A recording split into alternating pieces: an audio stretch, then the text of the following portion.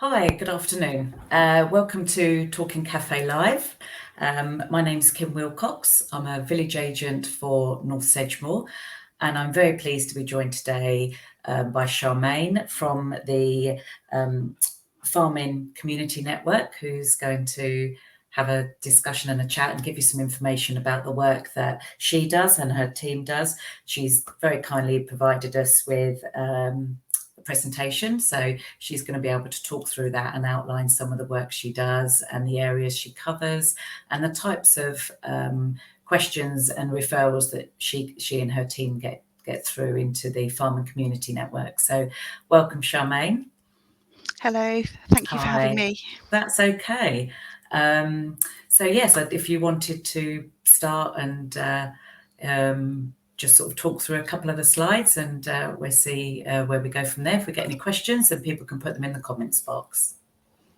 Okay, thank you very much. So I'm just here today just to talk about the Farming Community Network, what we do, what we cover, and how we can support farmers. So I'm what's called the Regional Support Officer, and I cover Somerset, Dorset, and Wiltshire. So I'm just hoping we could go on to the next slide, please. Okay, so we have three strands in our we are a farming charity, so we have three strands in our charity. So we have a helpline, which is a first response helpline that farmers can phone. The number is actually going across the bottom of the screen. It's 03000 111 999, and that is manned from 7 in the morning till 11 p.m. at night. And it is manned by volunteers, and we're all involved in farming, and we understand farming and farming challenges. From that, we also have local support groups, which tend to be each county, and they have their own volunteers, and they can go and support anyone who's within their area that would like some support. We also have a really good informative website called Farmwell, and from there we're hoping we can help provide resilience, and because there's a lot of changes happening and there's a lot of information, so farming community can go on there and search anything they would like to know about. So I think we talk a bit more about that later on. Okay. So if someone does phone the helpline, which is what we call our first response, we can point them in a direction of going to other resources, for example Farmwell, or it might be that they need to contact other agencies or other bodies. If they then decide that they would like some further support, apart from just talking to the person that's answered the phone in the first instance, we can then refer them with their permission to their local area coordinator. And then they will speak to the person, and they will then ask what kind of support they want, talk to them how we can help. And then we would put it out to a volunteer who would be able to provide support in the area they require, and they would be in touch. And often we visit and we do what we call walking with, so we'll actually go and see them, and it might be that we end up walking with them on their farm or having a cup of tea with them. Sometimes they just want a chat. Sometimes they want other support, and we can signpost them to those, but we can also stay in touch. And that's what the referral is. We may refer them to a partner charity or professional support, or look at other areas that they can get support, but we can keep in touch with them. We don't just sort of signpost them and then leave them. Sure, that's a really nice thing, that the walking with them support, I can imagine. Is there a timeline that the caseworker spends? No, so it's as and when is needed. Yes, Yeah. and sometimes they need quite a lot of contact, but that may then phase out because they're feeling stronger and feeling like they've been supported, and the issue may be resolved. It depends on the issue, really. Yeah, of if course. It's something that's quite easily resolvable, then we'll close the case. But if it's not, we could be talking to them for months, and it might be that they just want a call every few weeks, or once a month, or every few months. So there's no time limit. Yeah. Excellent, thank you. I can see we're joined by Lauren. So nice to see you, Lauren. She's watching. Okay. Hello, Lauren. So I hope you find this interesting. So I'm just going to talk about the helpline. So the helpline, as I said, is manned by volunteers. We're open 365 days a year from 7 a.m. in the morning till 11 every day. And it's covered in shifts. So each volunteer will do 4-hour shifts. And we have frontline support and backup. If someone's on a call and they're busy, then someone else calls through, there is a backup. There is also an answer phone if the frontline and backup are busy, and if it's out of our hours, we've got Samaritan option. So if someone's very need of support. Okay, so we have, and then the person who answers the phone, we do a triage and decide how, how urgent that help is, what type of help, and how we can pass them on. So then, as I said before, the volunteer will share, with their permission, share them with the county coordinator, and then we can go on further support from there. But we also do a helpline for other farming charities, as in the Forage Aid and the Addington Fund, not just ourselves. And that's that help at fcn.org. Yeah, so we're called sure. what's called Farming Help. Yeah. And we also have a email service. If someone got any general inquiries, they can email in and we can make contact with them that way. So it depends how they want to contact us, really. Brilliant, thank you. So as I said, we've got local groups. So this shows where we are. The ones with the lines across, the shaded areas, are counties that we don't have local groups, but we do have connections to other groups that are there. So for example, in Gloucestershire, there's Gloucestershire Farming Friends, and we can work alongside those. So we're split into 5 regions, and we have about over 400 volunteers of all ages, mostly from farming backgrounds related to farming industry. We link with our sports, and we help approximately 6,000 farmers and farming families every year. And you can see along the bottom, you've got FCN, Addington Fund and Forage Aid, which is all under the Farming Help banner. Brilliant, thank you. And welcome to Vanda Squire as well. She's joined us watching. Hello, Vanda. Vanda's one of our community agents. Okay. So this is the other resource we have, along with our FCN website, which gives our helpline number. We have something called Farmwell, and this is to build resilience and provide information. There's so much change that, there's so many changes going on at the moment. As I'm sure you're all aware of, and there's been several challenges, which we can talk about in a moment. But Farmwell is, really good, easy to use website. The search engine is brilliant. You can put in all sorts of things and something should come up. And we also put updates on there of what's happening, information to try and keep people up to date. It's probably a really good platform to start with if people just want to get a feel for what you can offer, I suppose, at the beginning, before maybe ringing the helpline. Yeah, definitely, and encouraging people to be proactive rather than reactive. So they might be able to find the answer of what they want to know already without having to call. So that's okay, really good. So why are we needed? Yes, we are facing lots of challenges, as I'm sure people might be aware. Lots and lots of different challenges, and I think they're quite well summed up on the next slide. We could. So, like everyone, we've been impacted by the pandemic and COVID. One example of that is livestock markets haven't been operating like they would normally. So farmers have been encouraged to take livestock, drop them off, and then return home, whereas normally they would stay, go to the market cafe, have a cup of tea, have a chat with people.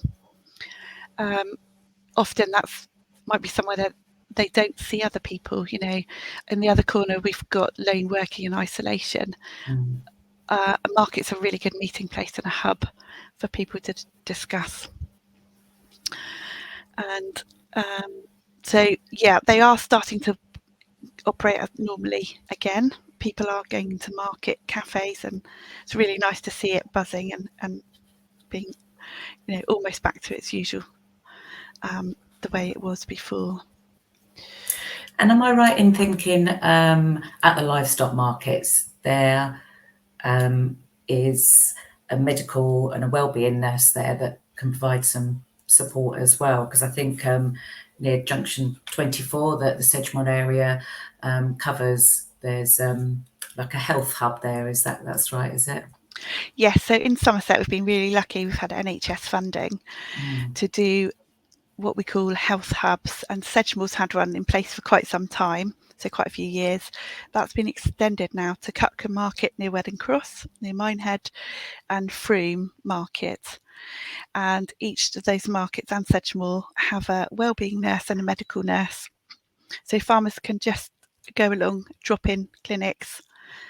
It's free. They can get any kind of issues or worries that they've got, they can get them checked out. We all know how hard it is to get an appointment with the doctor. So this is a really good way, because farmers aren't good at going to the doctors. They have to leave work to try and get an appointment, or if they get an appointment, try and leave something, which might be an inconvenient time. So if we can help reach those people that are worried about anything, and we can either reassure them or tell them it needs further attention, then or even just get checkout. It's amazing how many people have high blood pressure, or we can do cholesterol checks as well, and blood glucose. And quite a nice informal sort of surroundings, isn't it? They're there anyway, so it's not sort of, hopefully they should feel quite calm coming over and sort of talking to one of those nurses. And the nurses have all got rural backgrounds, so they're used to dealing with farmers. And we've also managed to do some COVID vaccine clinics, so we're hoping that will continue as well in the autumn. Brilliant, that's good. Yeah, we've just had a comment from Karen Ball that's joined us saying that it's really good news that it's been extended out to other areas in Somerset as well. So and Devon are hoping to bring some in, so we're really hoping it's going to become the normal rather than something, they're offering that service. We're hoping it will become really embedded in the farming community and really get used. Yeah. So how often do they attend, the nurses? So Sedgemoor's doing it, I think they do it every second and fourth Saturday. Right. Frome is doing it 2 a month, as well. They open on a Wednesday, and Cutcombe on a Wednesday. And we tend to do them either once or twice a month. So it does vary on the markets. Yeah. So that's really good. Yeah. So the other things that we've got up here are succession, retirement, family relationships. Often it's not easy for farmers to retire. The average age of a farmer, I'm not sure what it is now, but it was until quite recently sort of 57. They're all working really hard, and what do they do if they do retire? Do they have family members to move on into the business? Do they want to move on into the business? Because it is often a family business, it is really difficult. That's something that often isn't talked about until there's something happens, and it needs to be talked about. So all of these things, the quicker they can be discussed, the better. Animal disease, we only have to think about, the horrors of foot and mouth, which I don't know if everyone can remember, but I can, and the stress. And actually TB is a real issue as well in the southwest. It causes lots of stress, lots of implications within those businesses. Brexit, again, that's had an impact on the labour market, let alone other paperwork and changes to farm support, as in financial support as well. Weather events, we have no control over the weather, and climate change, that does seem to be having an impact. You have to think about the last few weeks, sort of 8 weeks without any rain. Most farms have been really struggling with no grass. We've been lucky, we've had some rain the last few days, so things are starting to look better, but definitely haven't had as much as we would normally. No, and you've got farmers now sort of feeding their livestock on their winter stock, haven't you, which is then obviously having that knock-on impact. So lots of farmers are already feeding their winter forage, which they would normally not start until October, so that's going to have an impact on how they get through the winter. So we're waiting to see, what happens with that, but I'm sure that's going to be causing lots of stress in the autumn coming. And all of these things have, mental and physical well-being. All these stresses and strains do have a mental strain. And farming's a very physical job. There's lots of farmers. I'm sure people have seen farmers as they got older. They seem sort of struggling with their movement and their joint mobility. Arthritis is really quite a common thing within farmers. And we've got external things, rural crime, theft of, and theft of livestock and fly tipping. It seems to be a really big issue. And then there's tenancy, legal problems, financial problems, safe working, health and safety, retailing power, supermarkets, supply chains, and lone working. Sort of mentioned a bit before, but some farmers are spending 14 hours on a tractor on their own. That's not always very healthy. They've got time to do lots of thinking, especially if they've got a lot of strains going on. Yeah. So quite a variety of problems they could come and talk to us about or ask us to support them with. Sure. So it does have its issues, as we've already said. I think these figures could be a bit outdated, but certainly bovine TB is the biggest animal disease, I'd say, at the moment, especially in the southwest, that has an impact on farmers. And 25% of farmers living below the poverty line. I think that could be more at the moment with the input issues. So, input costs have gone up. Fertilizers doubled, tripled, actually, if not more, in the last year. A lot of people aren't using it. They just can't afford to use it. So that's having an impact on how much food they're producing, forage and everything else. And, this was a figure from 2015. It says more than one farmer a week dies by suicide. I'd probably say that's probably still really, really relevant, actually. We are one of those industries that has a high level of it, which is something we're hoping to keep trying to raise awareness of and talking about. So. Yeah, prevention and awareness, that's right. Yeah, it's key, isn't it? Yeah, just keep people talking. So, okay, so this is just a bit of a summary of the helpline, and this is a month's summary, which was from May 2022, and it gives a list of what people have phoned up for. So Bovine TB is there, Natural England, which is an authoritative body, a bit like sort of linked to DEFRA, and then BCMS, which is the British Cattle Movement Service. So if someone's that's something you can talk about, actually. All livestock has ear tags. I'm not sure if you've seen any animals that have ear tags. Yeah. Each animal, sheep and beef, have to have double ear tags. Within the sheep ones, they have what's called a microchip, and actually we can scan those. And we so every time an animal's moved, we have to do a movement license and movement record moved from one place to another. So it's all linked to traceability. And each cattle has its own passport. And within that, it has a list of where it's moved, and it has all its identification on it. So there's lots and lots. No getting away, no escaping then. No, so it's all to do with tracing where everything come from, where they've and what the farmer's doing. So, I think that's quite a powerful slide, though, really. Showing that the southwest there is the busiest helpline that they're getting, the amount of calls they're getting in, the second busiest, Yeah, and this only includes things that come through the helpline, so it wouldn't include anything that comes through locally, as in village agents, home starts, local, for example, NFU, land agents, feed reps, anything like that. But it just gives a bit of a flavour of what's coming through to us. So, so this is what we're here to do. So we're here to listen, someone to talk to, and often that's all they want is a listening ear, someone who understands the terminology, understands the frustration. And yes, these are some of the issues. So BPS, which is the Basic Payment System, which is a rural grant that's gone out to anyone who has more than 5 hectares.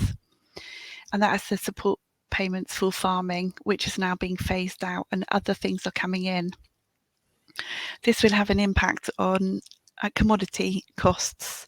So as that's being phased out, commodity things are going to have to cost more to cover the cost of production.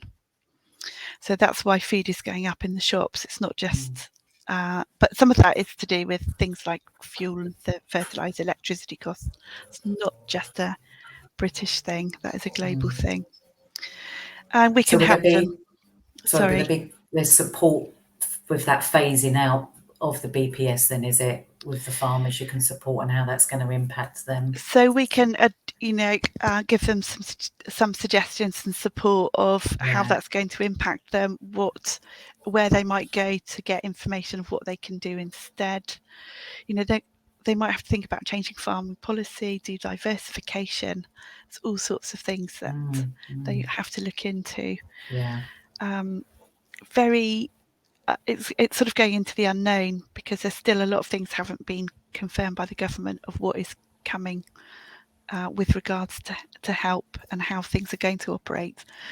And that uncertainty causes a lot of stress and a lot of anxiety. So they can help, talk to us about how they're feeling. And probably peer-to-peer support is probably quite good for that as well, isn't it? If they're all going through it at roughly around the same time. Yeah, so everyone's going through it.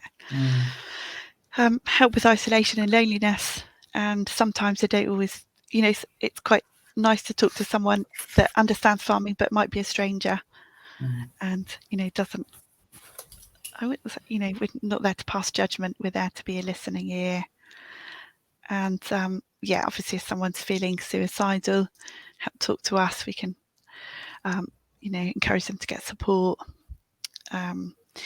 Walk with them and encourage resilience, because that's what we need. Farmers are really quite resilient anyway, but even that has its timeline, or even that, you can only be resilient for so long. Sometimes even your resilience runs out and you feel like you need someone to support you. So So, and who do we work with? So we do work with lots of different bodies. As you can see, they can help provide support and advice and information alongside of us. We've also got professionals that we can use, as in land agents, banks, bank accounts, markets, agronomists, vets, as well as other government bodies and charities. So there's lots and lots of support and linking people. Sometimes they just don't know where to go, and we can say, actually, have you thought about contacting this person or this this body? So it's probably something that veterinary surgeries could have information about you as well, couldn't they? So we encourage places like the NFU, veterinary surgeries, feed reps to carry our cards, so that if they go to someone that they're concerned about, they can leave one of our little cards, which is a credit card size with our helpline number on, and they can just sort of say, if you need someone to talk to, if you're worried, please call this number. So, which is what we'd encourage. And this is the card we're talking about. So it has our Farmwell on one side, and it has our helpline numbers on the other. And we're also encouraging people to save the helpline number to their phones, and because they may not have a good signal, they can't Google it, or they may not have the card on them, but if they've already got it saved into their phone, they can just call it and contact us. So hopefully that's given you a bit of an insight of what we do. Really, really informative. Thank you so much. Thank you. Lots of new information for me that I wasn't aware of, but I know that a lot of our village and community agents cover some rural areas, so I think this is going to be really good to share with all of our team. So this will be put onto our Facebook page as well and be shared out, and you can do the same as well, which would be great. So thank you. Yeah, no, it'd be yeah. really good. I've already worked with some of the village agents, and it's been really good to be able to work together, because you've got some really good resources and are very useful for supporting the farming community.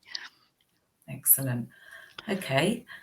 I don't think there's any comments or questions in there, but we've been joined by a few people, so it's been really nice to see them. And thank you so much for your time, and keep up the good work. Oh, thank you.